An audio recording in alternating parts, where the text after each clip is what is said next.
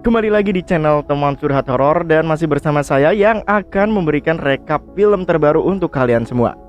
Dan rekap film kali ini adalah film yang berjudul Hot Fuzz. Film yang diperankan oleh Simon Pegg dan rilis pada tahun 2007 dan sempat menemani layar kaca Indonesia.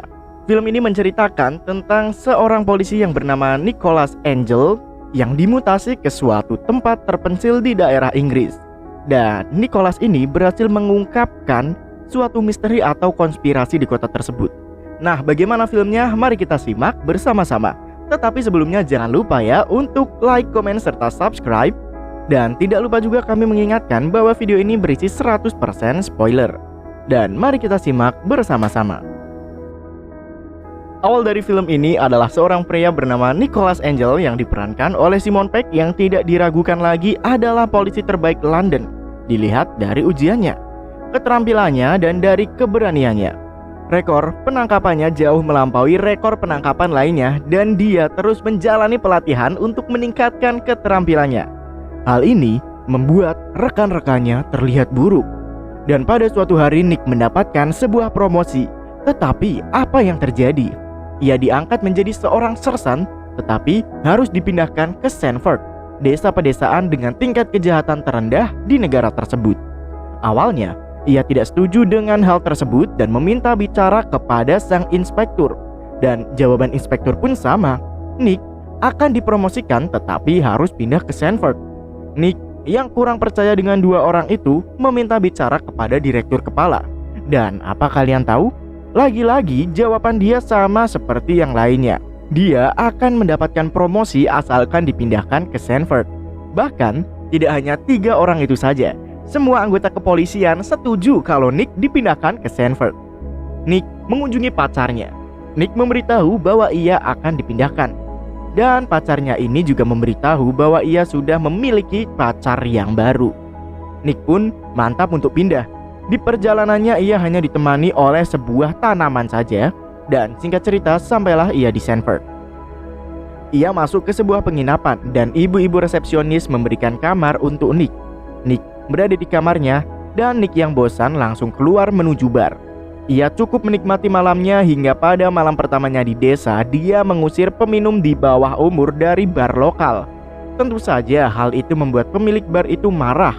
Setelah itu Nick melihat seorang pria yang mabuk lalu menangkapnya karena perilaku tidak tertib di jalanan dan hampir menabrak dirinya. Tidak hanya pria mabuk itu saja guys, ia juga membawa para anak muda tadi ke kantor polisi karena mengganggu. Nick lemburan dengan menuliskan laporan-laporan semalam suntuk. Dan pada pagi harinya ia pun jogging. Ia dibuat heran karena seluruh desa sepertinya udah mengenal dirinya. Nicholas lalu bertemu dengan Simon Skinner, seorang bos supermarket lokal. Nah, selesai jogging, ia pun berangkat ke kantor polisi. Ia mengecek seluruh tahanan yang semalam. Tetapi ternyata guys, tahanan itu sudah dibebaskan. Nah, salah satu tahanannya ternyata adalah rekan barunya yang bernama Danny Butterman, atau pria mabuk yang semalam yang hampir menabraknya. Dan si Danny ini adalah anak seorang polisi yang bernama Frank yang juga kepala polisi di desa tersebut. Frank memperkenalkan seisi ruangan polisi kepada Nicholas. Ia juga mengenalkan Nicholas kepada detektif-detektifnya serta ruangan kerjanya. Dan bisa dilihat nih guys, polisi-polisi di sini nampaknya kurang tertarik dengan pekerjaannya. Dan satu-satunya orang lain yang tampak tertarik pada hukum dan ketertiban adalah Neighborhood Watch Alliance, sekelompok penduduk lama yang sangat peduli dalam menjaga reputasi Sanford sebagai desa terbaik bangsa dan prihatin tentang kedatangan pengacau lainnya. Pak Tua NWA ini memiliki CCTV yang memantau seisi desa. Seusai mengenalkan seisi kantor, Frank mengajak Nick untuk ke bar dan minum bersama. Teman-teman barunya ini nih mencecar Nick dengan banyak pertanyaan yang aneh. Tidak hanya saat minum bersama saja, Danny, rekan baru dari Nick, juga terus menanyainya dengan pertanyaan-pertanyaan yang aneh. Malam harinya nih, Nick datang ke acara penyambutan dirinya. Para anggota NWA itu mengenalkan dirinya kepada Nick. Tidak hanya memperkenalkan diri, NWA ini juga mengajak Nick untuk ikut dalam rapatnya yang bisa dibilang aneh sekali. Hari-hari dari Nick diisi dengan kegiatan yang aneh. Mulai dari mengisi kelas para pelajar sampai mengurusi angsa yang hilang, serta berpatroli bersama Danny rekannya. Singkat cerita, mereka pun mampir ke sebuah minimarket. Tiba-tiba Nick mendapat panggilan untuk menemui manajernya, Skinner. Saat berbincang-bincang guys, tiba-tiba Nick melihat dari CCTV ada seseorang yang sedang mencuri snack di minimarket itu. Nick berlari dan mengejar orang tersebut. Kejar-kejaran pun terjadi guys. Orang aneh itu berlari melewati jalanan gang. Nick yang kebingungan akhirnya menunjukkan aksinya dengan melewati jalan pintas. Dan Danny yang mencoba meniru Nick malah terjatuh dan bisa kalian lihat sendiri ya. Singkat cerita, Nick berhasil mendapatkan pencuri itu tadi. Di sisi lain, ia juga melihat angsa milik warga yang hilang. Nick dengan kepiawaiannya akhirnya berhasil mendapatkan pria aneh tersebut dan memasukkannya ke kantor polisi. Dan di kantor polisi ini guys, Mr. Skinner datang dan berkata bahwa ia mencabut tuntutannya. Nick sempat kaget karena hal itu. Dan setelah tragedi tersebut, Nick sekarang menjadi polisi mangkal yang kerjaannya hanya mencatat kecepatan pengendara yang ngebut. Singkat cerita, ada sebuah mobil yang ngebut. Nah, Nick dan Danny pun mengejar orang tersebut. Nah, ternyata orang tersebut ini adalah pengacara lokal yang bernama Martin Blower dan pacarnya yang jauh lebih muda. Keduanya sedang dalam perjalanan untuk tampil sebagai penghormatan mereka kepada Shakespeare. Dalam penghormatan itu, mereka berperan sebagai Romeo dan Juliet. Dan mereka pun menyebutkan alasan mereka ngebut karena mereka takut telat. Singkat cerita nih, setelah mereka bekerja, Nick serta Danny berencana untuk pulang. Namun sang pengacara tadi yang mengebut memberikan Nick dan Danny sebuah tiket untuk menonton pertunjukannya. Benar saja, mereka pun akhirnya menonton pertunjukan itu. Pertunjukan yang cukup kacau. Seusai menonton, mereka pun minum-minum di bar. Mr. Skinner lagi-lagi mendatanginya dan tidak hanya Skinner saja. Pengacara Blower yang tadi juga menyambut kedatangan dari Nick dan Danny. Pengacara Blower meminta maaf karena ia sempat mengebut pada sore hari tadi. Nah, tetapi guys, keadaan kota sekarang menjadi kurang aman karena di balik gang sebelah studio ada seseorang yang berjubah yang mengintai dan membunuh Martin Blower dengan sadis. Tubuh mereka kemudian ditaruh di jalan tempat Nick dan Danny yang tadi menilang Pak Martin itu. Mobil dari Martin Blower dihancurkan sehingga kematian mereka tampak seperti kecelakaan lalu lintas yang berdarah. Tetapi Nick yang kurang percaya dengan hal itu menganggap hal ini pembunuhan bukan karena kecelakaan. Nick pun lalu berkonsultasi dengan detektif kota. Nick memaparkan bukti-bukti yang ada soal kecelakaan Blower dan tiba-tiba Frank memberitahu Nicholas dan Danny tentang kepemilikan senjata ilegal di luar kota. Mereka pergi ke rumah pertanian dengan seluruh kru. Dan di dekat rumah pertanian, mereka pun bertanya kepada Pak Tua soal gudang senjata tersebut. Dan Pak Tua menunjukkan gudang senjatanya. Nicholas terpesona pada koleksi yang sangat berbahaya dan sangat ilegal ini. Dia serta Danny dan petugas lainnya mengangkut koleksi itu. Dan untuk merayakan selesainya kasus ini, Danny mengajak Nicholas ke suatu bar di mana dia mendorong Nicholas untuk memesan lebih dari sekedar jus cranberry biasa. Di bar itu mereka juga bertemu dua orang detektif yang aneh itu lagi. Nick dan Danny bercerita soal masa lalunya serta alasan mereka ingin menjadi polisi. Lah, malam itu mereka pun mabuk total. Singkat cerita, Nick dan Danny setelah menghabiskan beberapa gelas bir, mereka mengawal pengusaha lokal yang bernama George Merchant ke tempat tinggalnya kembali. Mereka kemudian kembali ke rumah Danny. Danny mengajak Nicholas masuk. Nick setuju untuk masuk ke rumahnya. Danny menunjukkan kepada Nicholas koleksi DVD-nya yang sangat amat mengesankan. Sementara mereka menonton Point Break dan Bad Boys 2, pembunuhan lain sedang terjadi yang melibatkan George Merchant dan rumahnya yang amat sangat mewah. Rumah milik George ini diledakkan begitu saja. Dan keesokan harinya nih, mereka dipanggil ke tempat kejadian kecelakaan itu. Dan kali ini tampaknya George Merchant meninggal dan kecelakaan itu ditutup-tutupi agar mirip seperti ledakan gas biasa. Tetapi Nicholas tahu bahwa George Merchant tidak terbunuh dalam ledakan yang tidak disengaja itu. Dia sekali lagi percaya ini adalah pembunuhan. Setelah Nick menerka-nerka beberapa kemungkinan yang ada. Nah, Nick yang sedang mengidentifikasi kejadian ini mendapat sedikit gangguan dan ejekan dari dua detektif kampret. Setelah dari TKP, Nick datang ke kantor polisi dan ngecek CCTV seluruh kota. Tetapi di situ ia tidak mendapat apa-apa. Nah, singkat cerita, hari berikutnya adalah waktu untuk pameran kota. Nick yang sedang berjaga melihat gelagat aneh dari wartawan desa dan Mr. Skinner. Lalu, datanglah Danny yang mengajaknya untuk menembak. Danny ingin melihat keahlian menembak Nick yang katanya sangat amat tajam. Dia melakukannya dan memenangkan seekor boneka monyet. Singkat cerita nih, Nick dipanggil oleh wartawan yang tadi untuk menemuinya di sebuah tempat. Tetapi sayang, Nick juga dipanggil untuk mengacak lotre di pesta pameran kota. Nah, saat Nick mengocok lotre itu, tiba-tiba ada pria berjubah yang naik ke atap gereja dan mencoba menjatuhkan bongkahan tepat ke kepala wartawan itu. Nick melihat secara langsung kejadian itu, tetapi ia tidak menemukan siapa pembunuhnya. Nick segera melapor ke polisi dan ia pun mendapat tugas untuk menjaga TKP. Sementara anggota departemen lainnya telah pulang untuk malam tersebut. Nick dalam tugas TKP-nya lagi-lagi digangguin oleh 2 detektif berkacamata. Nick pun melampiaskan kemarahannya ke Danny, dan Danny pun pergi meninggalkan Nick. Nick yang pulang ke apartemennya mencoba menuliskan bukti-bukti yang ada. Ia juga mencari-cari nih keanehan yang ada di kota tersebut. Ia lalu mendatangi Danny dan meminta maaf. Nick menjelaskan soal bukti-bukti yang ia temukan. Ia mengajak Danny untuk menyelidiki keanehan-keanehan yang ada di kota itu, dan singkat cerita, Danny ternyata berulang tahun pada hari itu juga. Nick langsung tancap gas pergi ke toko bunga setempat untuk membeli bunga lili perdamaian untuk Danny sebagai hadiah ulang tahunnya. Dia terkejut nih melihat pemilik toko yang terkenal karena keterampilan hortikulturanya. Dan pemilik toko tersebut berencana untuk meninggalkan Sanford.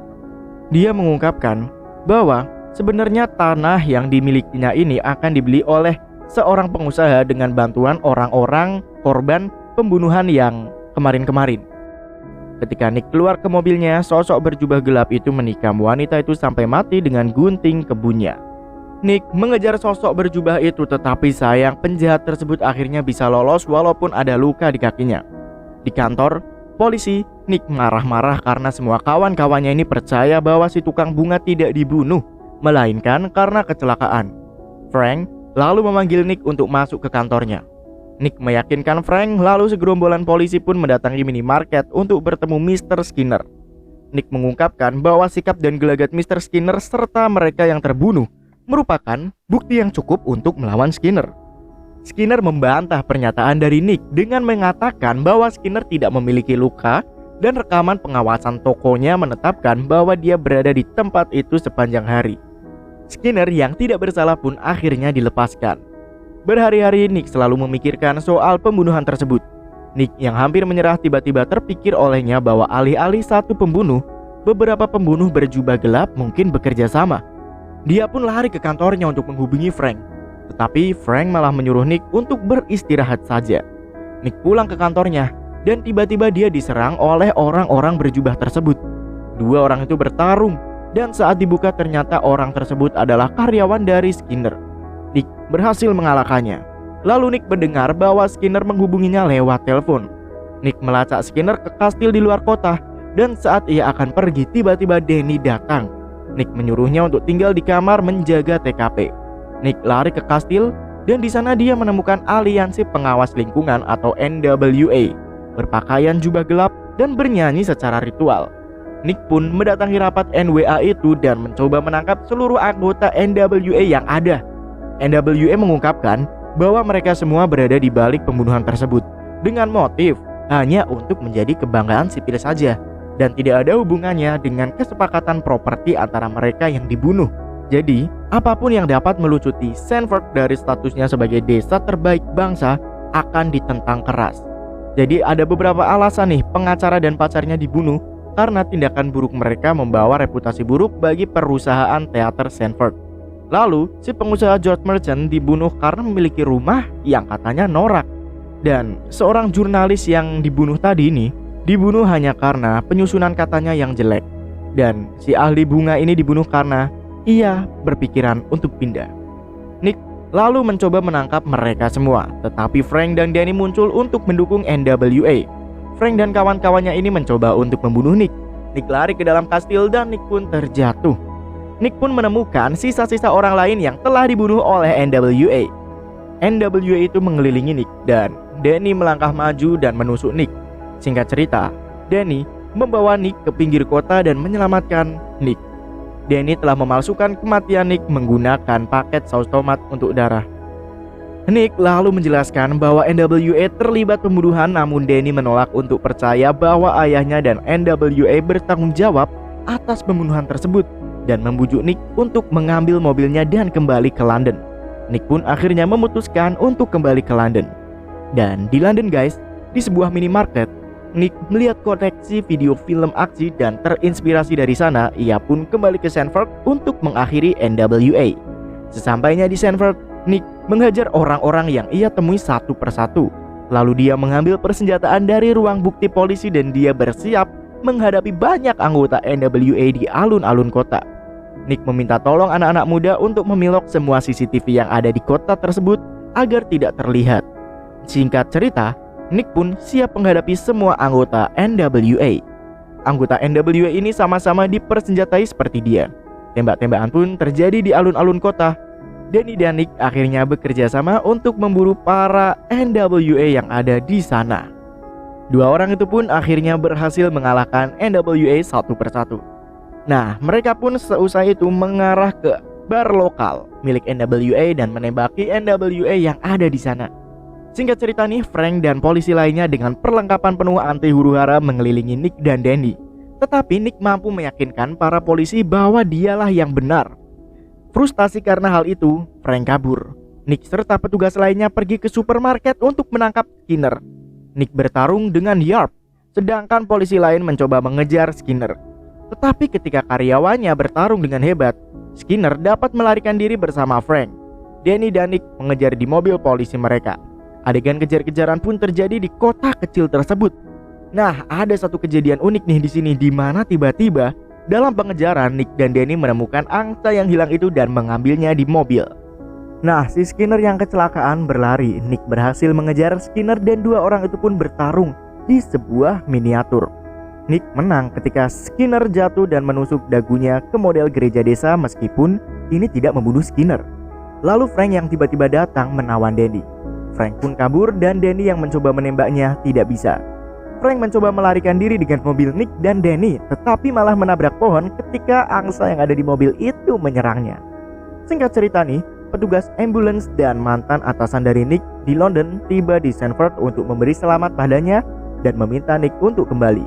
Nick menolak karena sudah berteman baik dengan Danny dan akhirnya ia belajar menikmati hidup di Sanford dan menulis laporan soal pembunuhan NWA ini. Namun guys, di stasiun polisi ada salah satu anggota NWA yang tersisa yang mencoba membunuh Nick. Anggota NWA itu menembakkan senjatanya, tetapi Danny menerima tembakan dari anggota NWA itu. Nick yang melihatnya langsung menendang anggota NWA itu dan anggota itu pun terkena ranjau dan meledakkan seisi kantor.